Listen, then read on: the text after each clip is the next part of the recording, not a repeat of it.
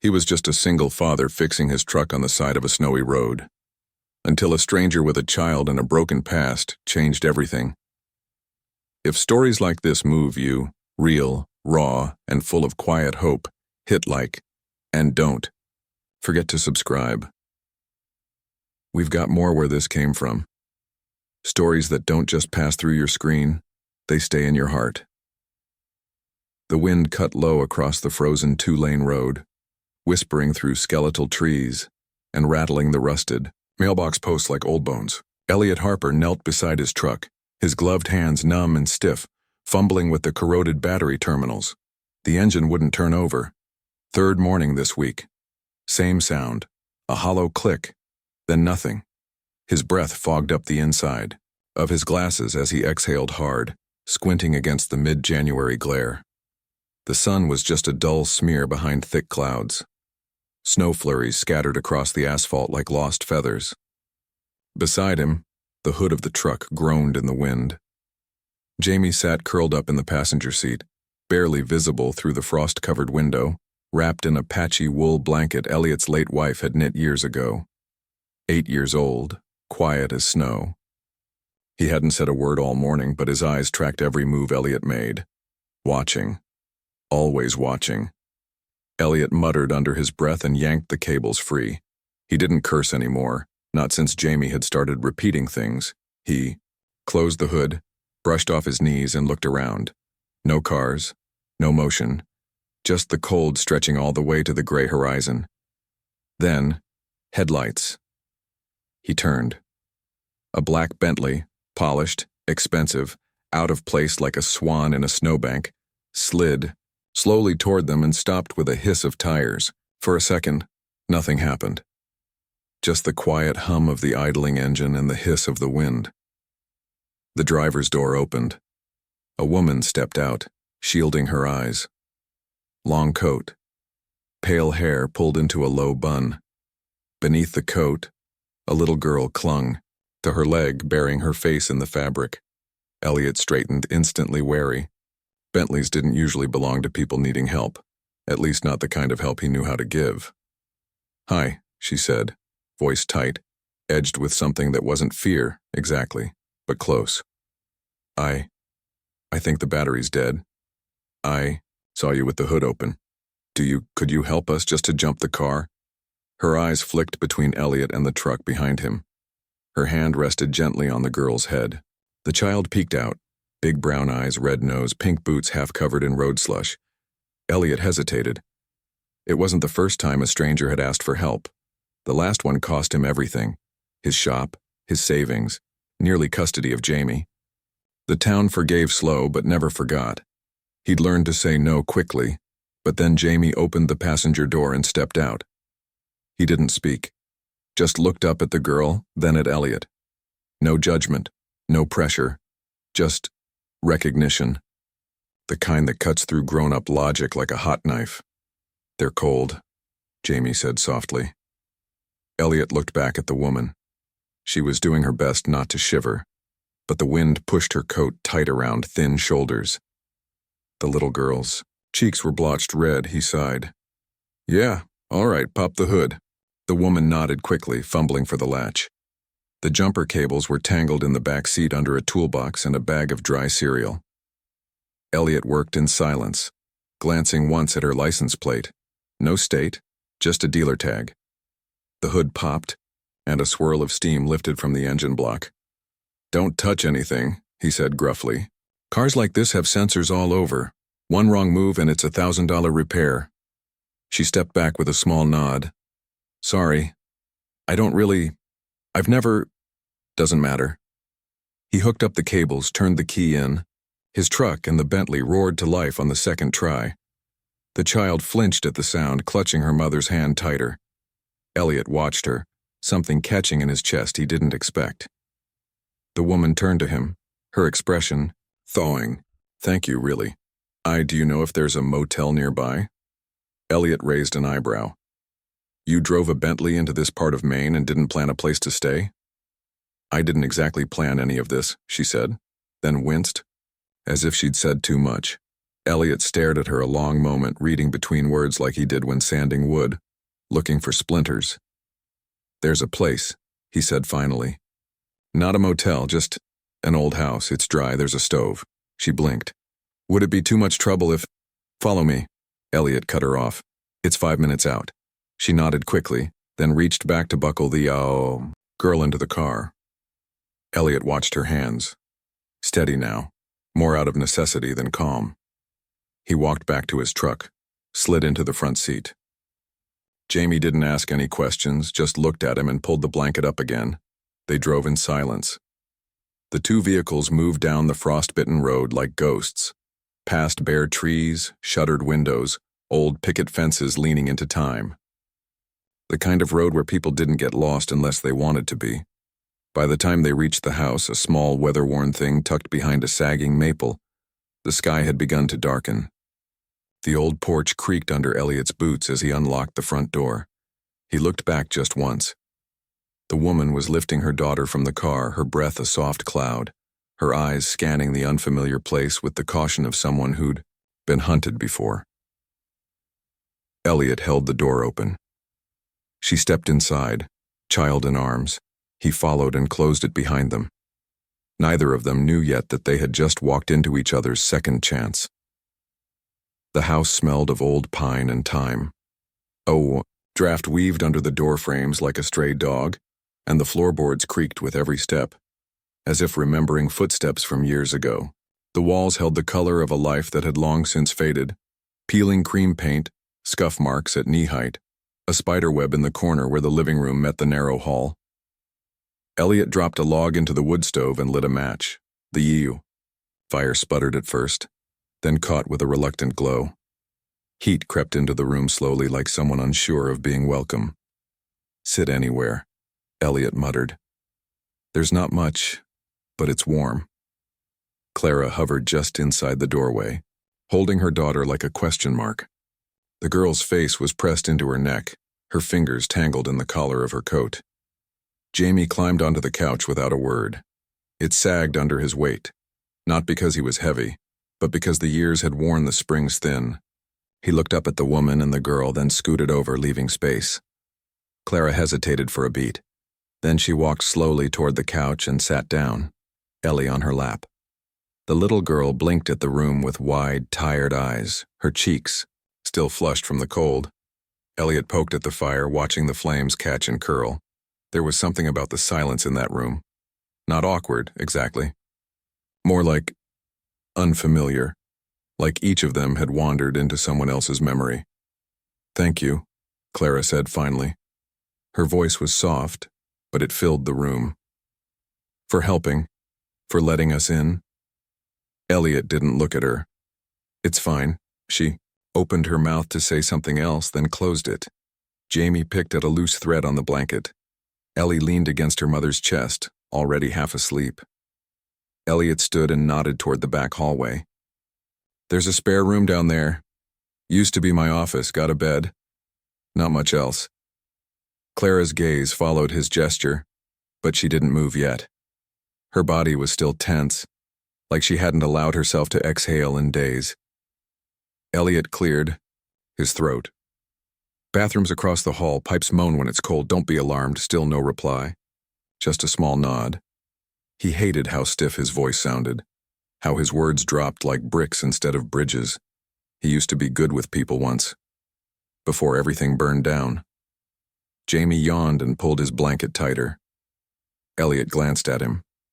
"Come on, kiddo, let's make up your bed." As they disappeared down the hall, Clara watched them go. She hadn't let go of Ellie once since arriving. The guest room was small but warm enough. Jamie climbed in and Elliot tucked the blanket around him, the way Meg used to. The habit remained, even after the years scraped away the rest. "Baba," Jamie whispered as Elliot turned off the lamp. "Do you think she's scared?" Elliot paused. "Yeah, probably." Jamie thought for a moment. "She looks like Mama did, the night she got the call." Elliot's chest tightened. That night. The red-eyed stranger at the door. The echo of a phone dropped to the floor. He didn't answer. When he returned to the living room, Clara was still sitting on the couch. Ellie, asleep in her lap.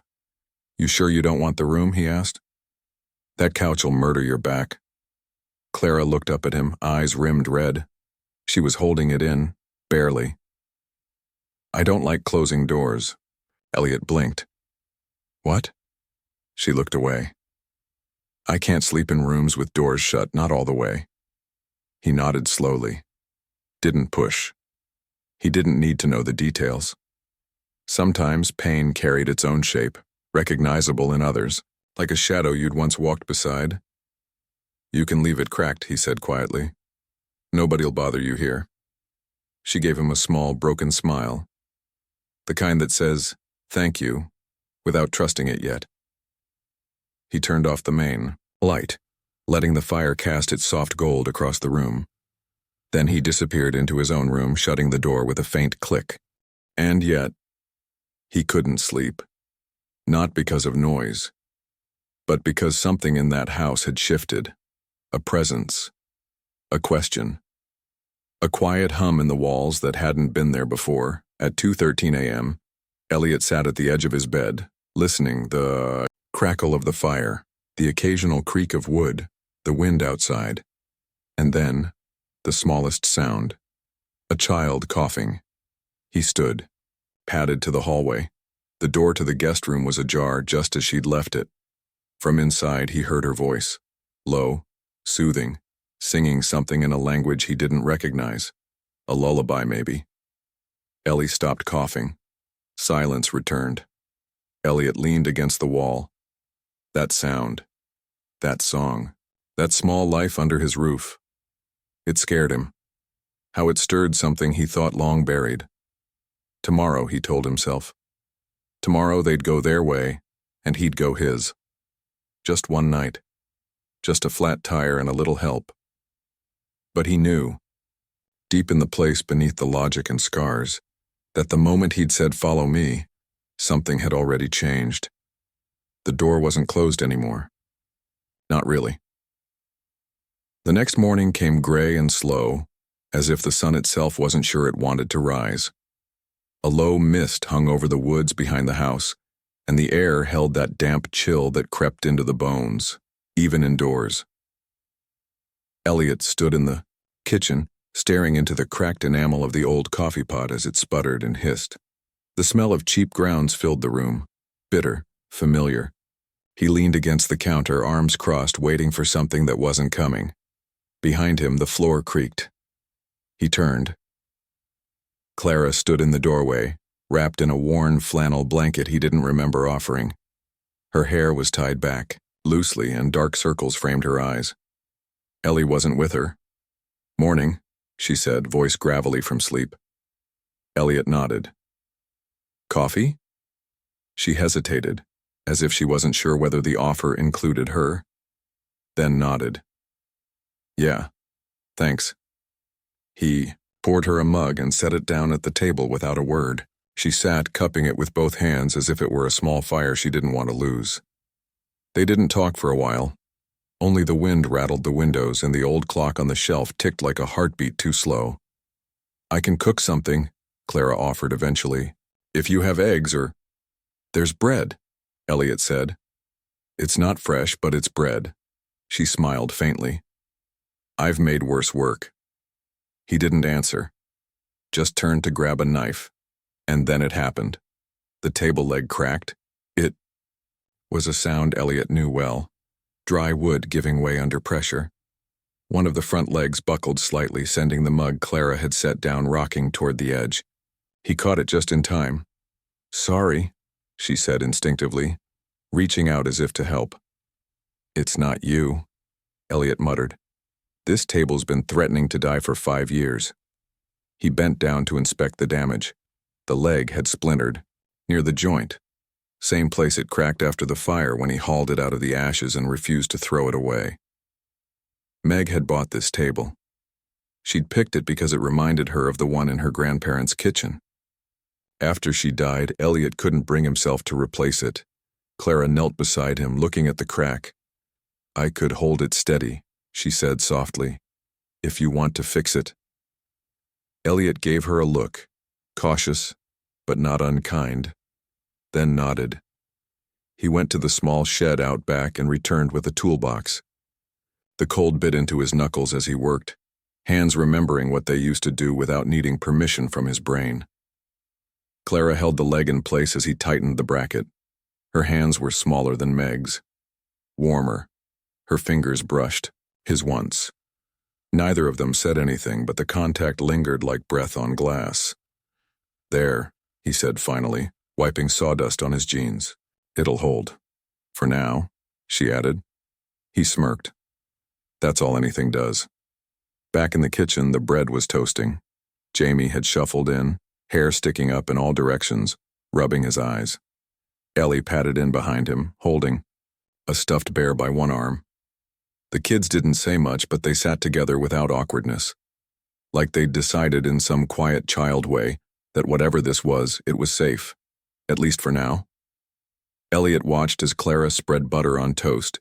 For both of them, her movements efficient, maternal. She didn't fuss, didn't oversweeten her tone. Just cared.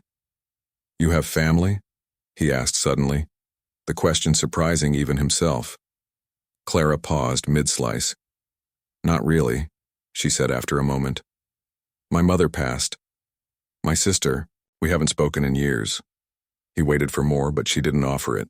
"You?" "My sister lives in Colorado. Haven't seen her in 5 years." She nodded. That was it. Some truths didn't need unpacking. After breakfast, Elliot showed Jamie how to use the hatchet to split kindling.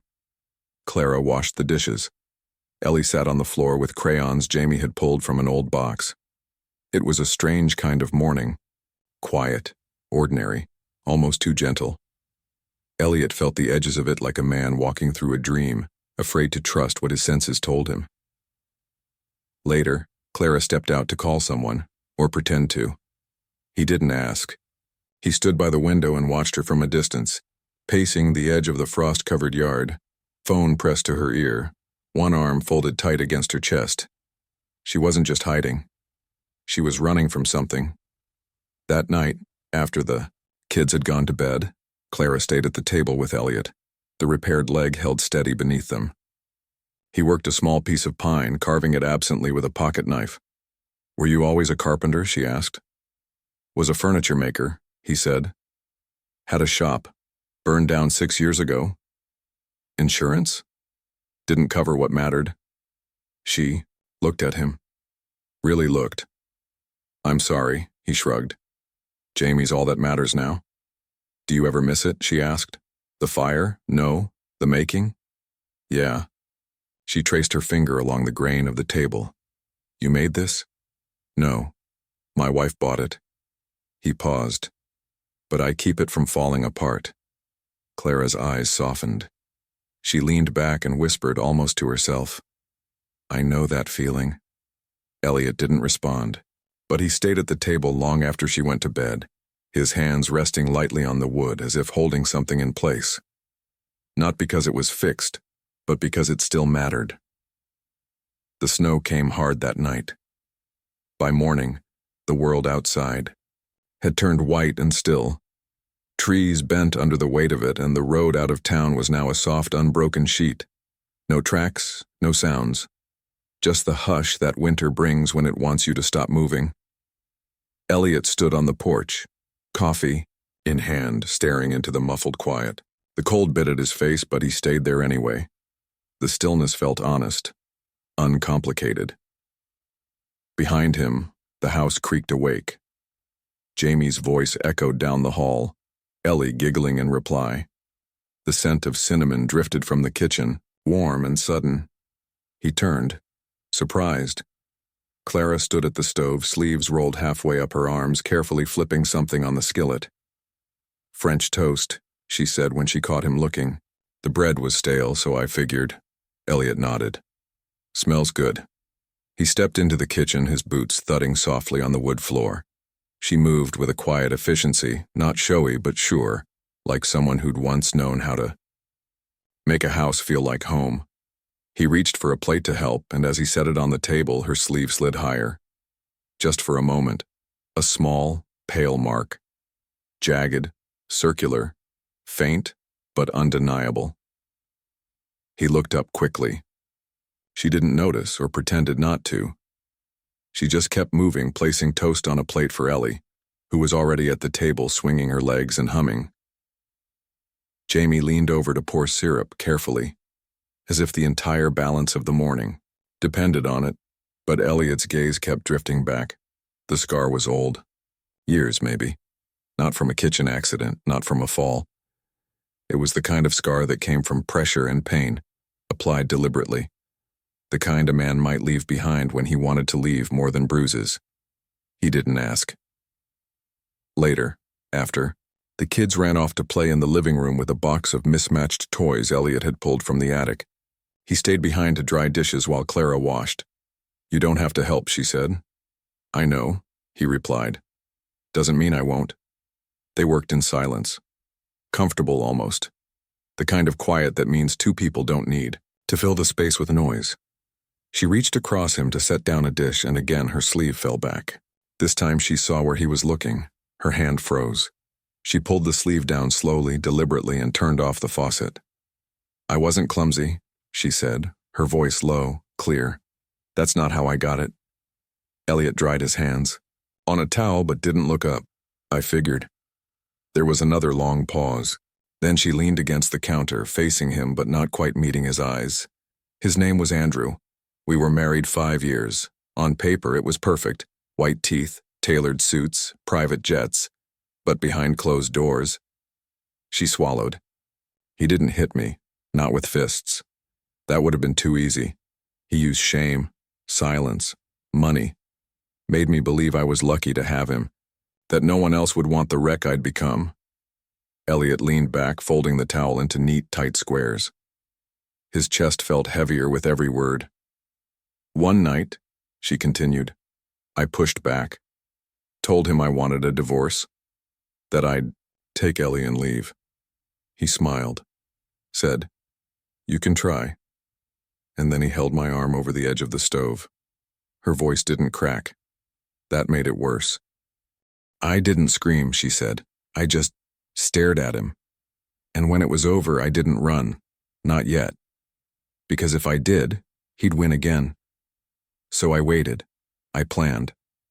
Took Ellie, took what I could, and I disappeared." Elliot looked at her then, not at her face, not the scar, at her hands, how steady they were, how brave they looked even while trembling.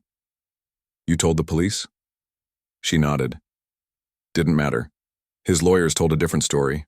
I had no bruises, no footage, just a scar and a reputation he'd already destroyed in silence." Elliot breathed in, then out. The fire in the stove crackled behind them. "You ever think of going back?" he asked, not accusing, just curious. She shook her head. "No. He doesn't want me. He wants control. And Ellie's the last piece he thinks he owns." The room was warmer now. Too warm. He stepped back, needing space. She watched him. "You think I'm lying?" she asked, soft but sharp. "No," Elliot said. "I think you're still running. That's not the same." Silence. Then Clara looked away, out the small frosted window above the sink. "I don't want to run anymore," she whispered. "I want a place where I can stop." And somehow Elliot knew, deep in the place where grief still throbbed like an old wound, that she wasn't just talking about geography. He didn't respond. He couldn't. The words weren't ready. But that night, after Jamie and Ellie fell asleep, Elliot sat at the kitchen table and stared at the repaired leg of the table for a long time, ran his fingers along the grain, felt the place where the crack had once been. It held. Not perfect, not new, but it held. The storm let up the next morning, but the snow didn't melt. It never really did this far north. It just packed itself tighter, layer on layer, until the world turned quiet and white and a little unreal.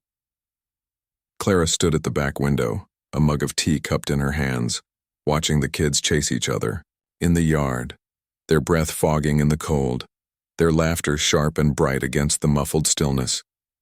Ellie wore Jamie's extra scarf, too long for her neck, dragging behind her like a cape. Jamie had given it to her without asking Ellie at first. That had meant something. "They're good together," Clara said. Elliot didn't look up from the small pine board he was sanding at the table. "Yeah, Jamie's gentle. You don't see that in boys much anymore?" Elliot nodded. "Takes after his mother." Clara glanced at him, surprised he'd offered that up. He didn't say more and she didn't push. Outside, Ellie shrieked with laughter as Jamie threw a snowball that missed by a mile. She retaliated with one of her own, a lopsided clump that caught him in the chest. He fell over, pretending to die dramatically in the snow. "Guess I should make them come in soon," Clara said, smiling. Elliot set down the sandpaper. "Let them have it. We don't get days like this often." She turned back to the window, the steam from her tea fogging. "The glass. Feels like they're building something." He stood beside her now, watching the same scene. "What do you mean?" "A memory," she said. "One they'll reach for when the world feels hard." He looked at her, really looked. And for a second, he didn't see the scar under her sleeve or the secrets behind her eyes. He just saw a mother, one who was trying, and he realized with a quiet ache that she wasn't just passing through anymore. Not in his mind, not in Jamie's. That afternoon, Clara helped Elliot clear the snow off the porch roof. They worked in sync, quiet, efficient, like people who had nothing to prove to each other but still showed up. Elliot offered her the sturdier shovel and she didn't argue. She had a way of moving, he noticed. Not graceful exactly, but careful. Like someone who had learned what it meant to bruise. Later, when the sun dipped behind the trees, the kids came in, pink-cheeked and hungry. Clara cooked something simple, stew with beans and a few vegetables from Elliot's pantry. Jamie called, "It the best soup of my life," and Clara beamed as if she'd just won a blue ribbon at the fair. After dinner, Jamie and Ellie sat at the table drawing with broken crayons and scraps of printer paper. Elliot brought in a small planter box he'd found in the shed, cracked but usable, and set it on the kitchen windowsill. "What's that for?" Clara asked. He shrugged. "Thought we could plant something, a little color in all this white." She raised an eyebrow. "It's January." "It'll grow slow," he said, "but it'll grow." That night, Clara and Elliot tucked the children into bed together. The hallway was dim, the only light coming from the soft golden spill of the lamp in the living room. Ellie asked for a story, and Clara began to hum instead. A lullaby Elliot didn't know, foreign and low and beautiful. Jamie listened with wide eyes, his head resting on a pillow with a worn superhero case. Elliot waited in the hallway, hands in his pockets. When Clara stepped out and pulled the door softly behind her, he spoke. "Where was that from?" She tilted her head. "The song? Ukraine. My grandmother used to sing it." He nodded. "It's nice." Jamie liked it. He misses music, in the house. Clara leaned against the wall, her shoulder almost touching his. "You used to play something?" "Meg did," he said. "Piano. She had this habit of playing when it rained. Sounds like a good memory." "It is. Hurts to hold it too long, though." They stood there a while, saying nothing, just breathing the same quiet air. Then Clara looked at him, voice barely above a whisper. "Can I ask something?" "Yeah." "What are we doing, Elliot?" He didn't answer right away. He looked at the door where their kids slept. Then at the woman beside him, not a stranger, not yet a partner, but undeniably something in between. "I don't know," he admitted. "But it doesn't feel wrong." She smiled. "No, it doesn't." Before heading to her room, Clara paused at the windowsill where Elliot had placed the planter box. She set something inside, a small seed packet she'd had in her coat pocket since they left the city. Lavender. Elliot joined her. "What's that?" "Something that grows slow," she said, "but grows strong." They didn't say goodnight. They just stood there, shoulder to shoulder, watching the planter box in silence. And that night, under the soft blanket of snow outside, something else was planted, not just seeds, but something like hope. It started with the hum of a radio. Elliot had left it on in the background, an old habit from his workshop days, tuning into the AM station out of Bangor just to keep the silence company. The announcer was droning about weather updates, a road closure north of Camden, something about local taxes. Then the tone shifted. A continued search for Clara Whitmore, former CEO of Haven Technologies, who's been missing since early December. Authorities say she may be traveling with her young daughter and could be in rural parts of New England. The name stopped Elliot cold. He was standing at the sink, drying a mason jar with a towel. His hand froze mid-motion. The radio kept going. Whitmore, once hailed as the youngest female tech executive in the Northeast, was in the process of a high-profile custody dispute with ex-husband Andrew Callum before disappearing from her Boston home. Police stress that she is not a suspect but may be in danger. Clink. The jar slipped from his fingers and cracked against the counter. Not broken, just enough to send a sharp sound through the quiet house. Clara was standing in the doorway, holding a folded blanket from the living room. She had heard it. He could tell from her face. For a long moment, neither of them moved. Then Elliot turned the volume down slowly. Not off, just low enough that it no longer filled the room. He looked at her. Not blinking, not breathing. "You gonna tell me that's just a coincidence?" he asked quietly. Clara didn't answer. Her hands tightened around the fabric. "Is it your name?" he said again. She swallowed. "Yes." "And the daughter they mentioned?" She nodded once. "Ellie." He leaned back against the counter like something had hit him in the chest. "Jesus, Clara. I was going to tell you." "When? After breakfast? After another week?" "After. He showed up at my front door with lawyers and cops. I didn't mean to lie, but you did." The words hung in the air like wood smoke, thick, choking, impossible to ignore. Jamie came into the room then, rubbing his eyes. "Baba, what's going on?" Elliot didn't respond. Couldn't. Clara turned to Jamie, crouching to his level, her voice steady but soft. "Sweetheart, nothing's wrong, just grown-up stuff, okay?" Jamie blinked at her, then looked to Elliot. But Elliot's eyes were locked on the floor, his jaw tight. "Go back and play with Ellie," Clara said gently. Jamie hesitated, then disappeared. Down the hallway. The sound of crayons followed. Elliot pushed away from the counter and walked past Clara without a word, stepping out onto the porch where the air was raw and biting. He leaned on the railing, hands gripping the worn wood, eyes fixed on the distant tree line. A few seconds later, Clara followed. "I wasn't running from the law," she said. "I wasn't hiding because I did something wrong." "No?" he said. "Because you did a hell of a job looking like someone with something to hide." She stood beside him but kept her distance. "You know what it's like to lose everything, to have the world look at you and see something broken, something dangerous. I didn't want that to be the first thing you saw." Elliot's laugh was short and bitter.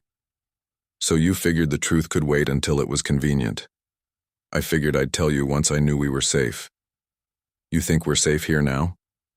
"I think we were," she said, voice tightening. "Until now." That made him look at her. There was something in her face, not fear exactly, but something sharper. Anticipation.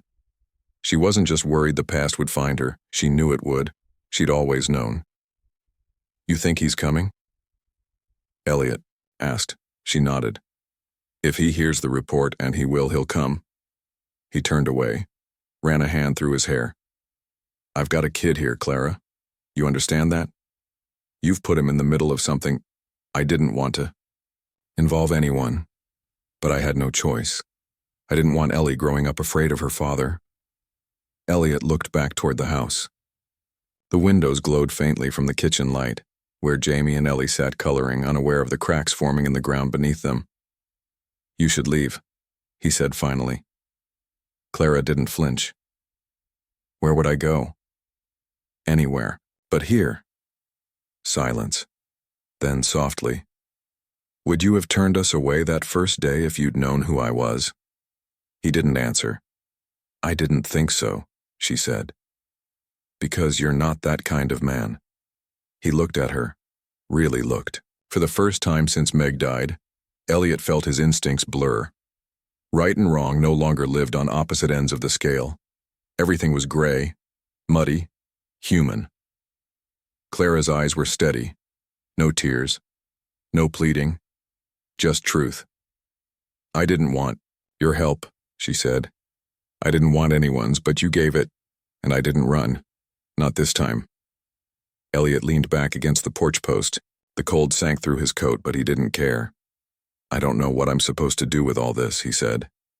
"You don't have to do anything," she whispered. "Just don't shut the door."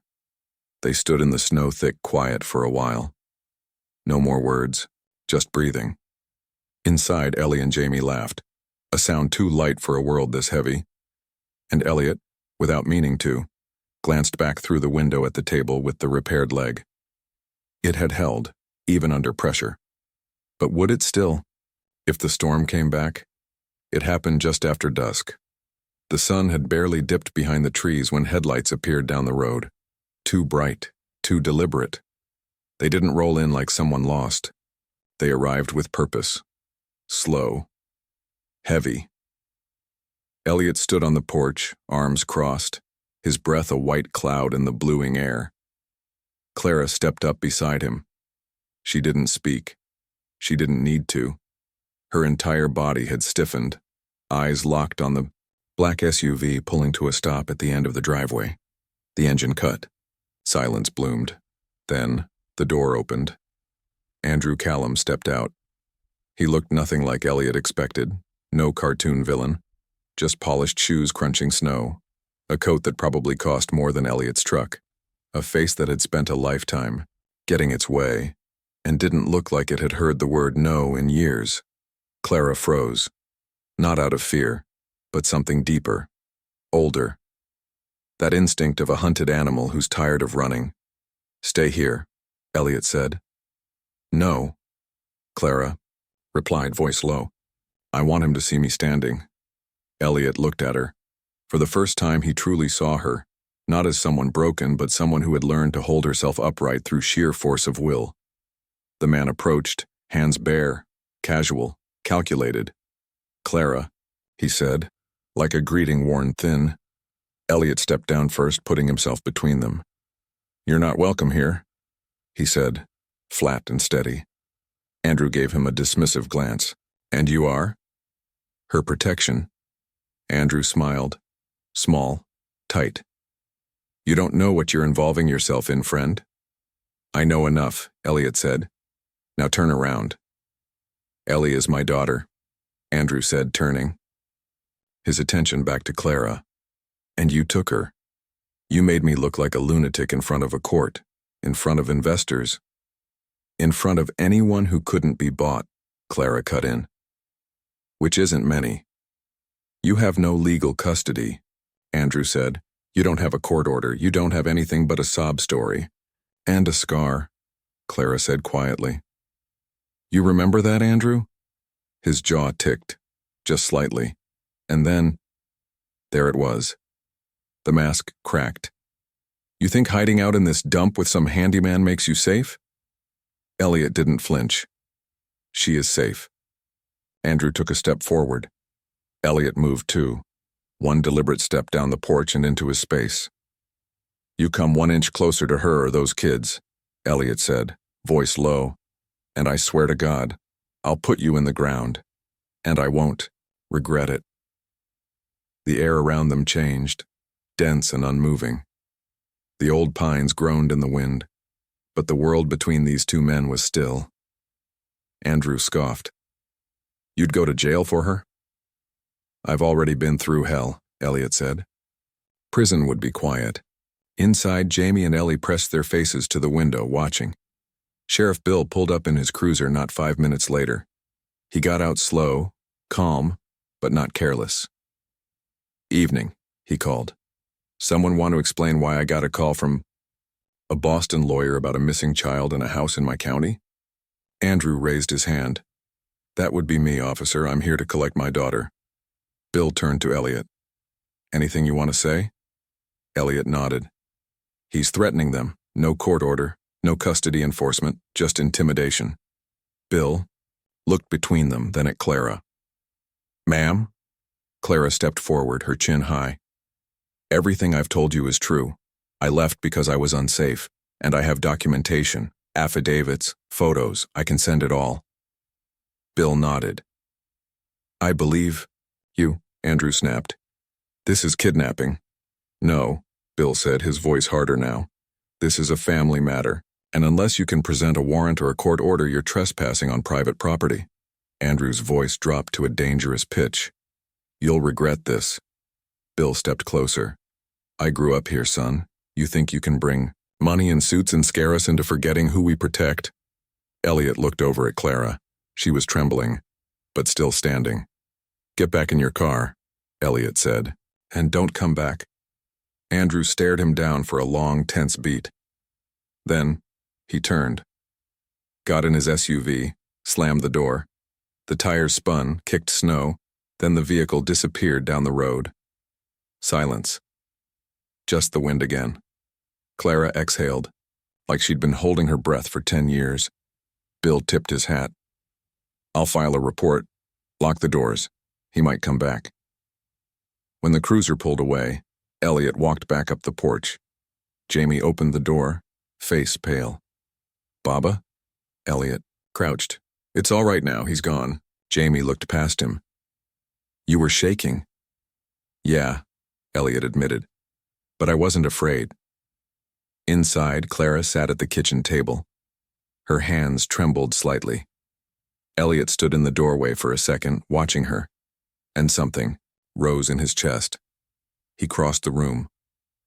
Clara looked up, unsure, exhausted. Elliot didn't speak. He just knelt in front of her and reached out. She leaned into him. Not a kiss, not a vow. Just a long, shaking embrace in the middle of a quiet house. He closed his eyes and whispered into her hair. If I had to do it again, I'd still stand in front of you. The fire came in the night, not in the form of men or confrontation. Just smoke, thick, creeping, and the scream of a child before the alarm could even register. Baba. Elliot was on his feet before his brain caught up. The air in the hallway was hot, acrid. Smoke drifted in curls from beneath the floorboards, the old wood popping like corn over a stove. Jamie? He shouted.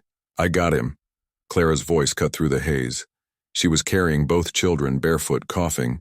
Ellie's face was buried against her chest, and Jamie clung to her like a life raft. Elliot grabbed his coat, threw open the door, and ushered them out onto the porch. The cold slapped them hard, a cruel shock after the rising heat inside. They stumbled into the snow.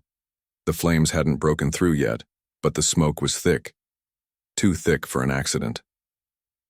Elliot turned just in time to see the flicker in the back window flare orange gasoline. This wasn't an accident. Clara stood in the yard, barefoot, shivering, her eyes locked on the house. No, she whispered. Not this. Elliot turned to her. Stay with them, don't move. He ran back up the steps. The smoke clawed at his face. Inside, he grabbed the fire extinguisher from beneath the kitchen sink. Too small, too late. The flames had spread through the floorboards near the pantry. The old house wouldn't last. Still, he moved room to room, checking for anything worth saving. The photos, Jamie's drawings, the promise box on the sill, where they'd planted lavender seeds just days ago. He grabbed what he could, shoved drawings into his coat, tore the curtain from the window and wrapped it around the planter box. Hot to the touch, but not burning yet. Then the ceiling groaned above him. A long, painful sound, like something about to collapse. Out, he muttered. Now! He burst through the front door just as the fire licked the curtains in the hallway. Clara rushed to him, sobbing, half laughing, half coughing. You went back in. Elliot dropped the bundle in the snow, panting. Kids okay? They're scared, she said, but safe. He nodded. Then it was worth it. They stood together in the snow, watching the house burn. Sheriff Bill arrived minutes later with the volunteer fire crew. It was too late to save the structure. The flames had already gutted the frame, turning memories to ash and embers. But no one was hurt, and that mattered more than walls and wood. Clara sat wrapped in a blanket, holding Ellie close. Jamie stood beside Elliot, silent, staring at the ruin of the only home he'd known. "Baba," he said quietly, "is everything gone?" Elliot knelt beside him. His hand reached out, not to pull Jamie in, but to let the boy choose. Jamie didn't hesitate. He leaned in, pressing his head to Elliot's chest. "We still have each other," Elliot said. Jamie's voice was smaller than he'd heard it in years. "That means it's not really gone, right?" Elliot swallowed hard. "Right." Bill walked over slowly. "We'll investigate. No proof yet, but my gut says this wasn't a lightning strike." Elliot nodded. "I know who did it." Bill looked toward the road, jaw tight. "We'll get him, but you can't stay here." "We weren't going to anyway," Elliot said. "Not now." He turned back toward Clara. She looked up at him, eyes glistening but dry. "I'm sorry," she whispered. "This was your home. I brought this down on you." Elliot shook his head. "You didn't burn it." "He did. But I led him here." "You brought Ellie here, and you brought something else back too." "What?" Elliot reached into his coat and pulled out Jamie's crumpled drawing. It was a sketch of 4 people, Elliot, Jamie, Clara, and Ellie, all standing around a table with one leg patched. She took it in both hands, breath catching. "You brought us this," he said. She stared at the drawing for a long time. Then at the remains of the house, still smoldering, glowing like a dying star. And then at Elliot. "What do we do now?" she asked. "We rebuild." "Where?" Elliot looked at the sky, dark, clear, and strangely full of stars. "Anywhere," he said. "As long as it's together." For the first 2 nights after the fire, they stayed in a borrowed room above the bakery. It was warm, smelled like cinnamon and rising dough. Not home, but safe. Clara slept lightly. Ellie curled into her chest like a secret. Jamie clung closer to Elliot than he had in years, not from fear, but something quieter, the longing for something solid to return to. Elliot didn't sleep much at all. On the 3rd morning, Sheriff Bill showed up with a box of nails and a thermos of coffee. "You ever think about rebuilding?" he asked, like the question was just a suggestion and not a prophecy. Elliot looked out the bakery window at the blackened frame of what used to be his house. "I don't have the money." Bill sipped his coffee, shrugged. "You've got people." He wasn't wrong. That afternoon, the lot filled with trucks and boots. Carl from the feed store brought timber. June from the diner came with sandwiches and 3 kids willing to swing a hammer. Pastor Greg offered use of the church tool shed. Even the town's oldest man, Henry, 84 years old and half deaf, showed up with a crowbar and said, "Tell me where to hit." Clara watched from the road, Ellie in her arms, lips parted in stunned silence. "They're not doing this because of me," she said. Elliot adjusted the measuring tape on his belt. "No, they're doing it because of us." Clara turned to him, slowly. "You believe that now?" "I have to," Elliot said. "They do." She smiled, weary and amazed. For the next week, Elliot worked like a man waking up after a long sleep. He'd forgotten what it felt like to create something with his hands, not out of survival but purpose. His body ached, but in the good way, the earned way. Sawdust clung to his clothes, sweat lined his back. And every time he looked up, Clara was there, handing him nails, wiping Ellie's face, laughing with Jamie. Each wall that went up, each beam that rose carried more than weight. It carried forgiveness, belonging, a second chance they didn't think they'd be allowed to have. One afternoon, Jamie tugged on his sleeve. "Can I help with the stairs?" Elliot looked down. The boy was smaller than a nail gun but stronger than most grown men Elliot had met. "Yeah," Elliot said. "You hold. I'll hammer." They worked side by side in the glow of late sunlight, Clara watching from the porch as if she were seeing something sacred. That night, when the frame was finally up and the first wall stood firm against the sky, they built a fire in a barrel, passed around coffee and cornbread, and someone started playing an old guitar. Clara leaned against Elliot's shoulder, Ellie asleep in her lap, Jamie nodding off by the fire. "This isn't just a house," she whispered.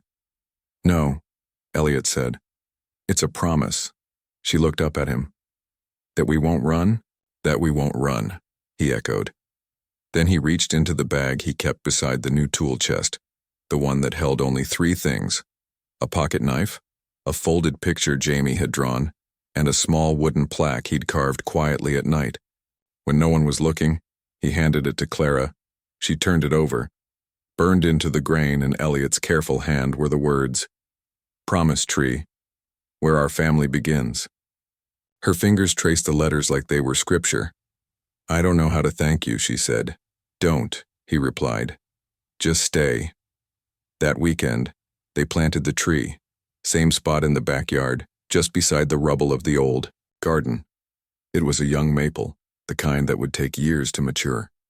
Jamie and Ellie each took turns patting the soil down around the roots. Elliot tied a ribbon to one of the lower branches, lavender-colored, fluttering gently in the wind. Clara stood beside him, watching it sway. "It's small," she said. "Most strong things start that way," he replied. The sky was clear above them. Winter hadn't gone, but it had loosened its grip. Inside the frame of the not-yet-finished house, the table Elliot had saved, singed but still standing, was waiting. He'd rebuilt the broken leg, sanded the surface. It wasn't perfect, but neither were they, and that was the point. The house stood quiet in the golden hour, not quite finished, some walls still waiting for paint, the upstairs missing trim, but whole. A front porch wide enough for 4 chairs, windows that let in soft light, a roof that didn't leak. It had taken months of sweat, small miracles, and the stubborn kindness of a town that refused to let them fall through the cracks. But now, standing barefoot on the new wooden floor, Elliot felt something he hadn't in years. Stillness, belonging. Home. Jamie and Ellie sat cross-legged in the corner, building something from mismatched wooden blocks. Their laughter pinged off, the fresh drywall like birdsong. In the kitchen, Clara leaned over the newly installed sink, washing apples. Her sleeves were rolled up, the scar on her arm visible in the morning sun. Not hidden, not explained. Just there. Part of her. Like every wall of this house. Elliot stood in the doorway, watching her. He still couldn't say when the shift happened, when the woman on the side of the road became the person he couldn't imagine his life without. It had happened slowly, like breath, like wood, expanding in heat. "I finished it," he said. Clara turned, wiping her hands on a towel. "The table?" He nodded. She followed him into the next room. It sat there in the center of the house, not quite new, not quite old. The surface was sanded clean, burn marks smoothed but not erased. A new leg carved from ash wood stood in place of the one that broke that day Clara first sat down. She ran her hand along the grain. "It's beautiful," she said. "It's ours," he replied. Clara smiled. Not wide, not for show, just enough. They set the table together. 4 plates, mismatched silverware, a mason jar of wildflowers Jamie had picked from behind the schoolhouse. Bread, butter, soup. Simple, enough. They called the kids. Jamie plopped down first, then Ellie. Clara poured milk into chipped glasses. Elliot lit the candle in the center, an old ritual he hadn't done since Meg passed. But it didn't feel like betrayal. It felt like breath returning. Dinner was quiet at first, and just the sounds of spoons and chewing and the wind outside. Then Jamie looked up. "Baba," he said. "Does this mean we're a family now?" Elliot paused, his throat catching unexpectedly. He looked at Clara. She was already watching him. "We've been one," he said. We just finally have the roof for it. Ellie reached out and grabbed Jamie's hand. Clara slid hers across the table, fingertips brushing Elliot's. I don't need a last name to stay, she whispered. You don't need to promise forever, he said. Just tomorrow, and the day after that. They sat like that for a moment, 4 people at a handmade table, held together by nothing more than choice, love, and everything they'd survived. After dinner, they stepped out into the backyard. The maple sapling in their promise tree had begun to bud. Tiny green shoots pressed against the spring air, still small, still fragile, but alive. Clara tied another ribbon to the branch. This one was pale yellow. For healing, she said. Jamie tied a green one. For growing. Ellie handed Elliot a piece of soft blue fabric. For staying. He bent down, tied it himself. When they turned to go back inside, the windows glowed amber. The house waited, steady, breathing. Clara took his hand as they crossed the threshold. No grand ceremony, no declarations, just this. A man who thought he'd lost everything, a woman who had run out of places to run, 2 children who deserved more than survival, and a table. Once, broken and now whole again. If this story touched something quiet inside you, stay with us. Because home isn't where we start, it's where we choose to stay. Again and again. One morning, one table, one promise at a time. If this story stayed with you, even just a little, tap like to let it echo and subscribe to keep the warmth coming. Because sometimes all it takes is one story to feel seen, to feel home again.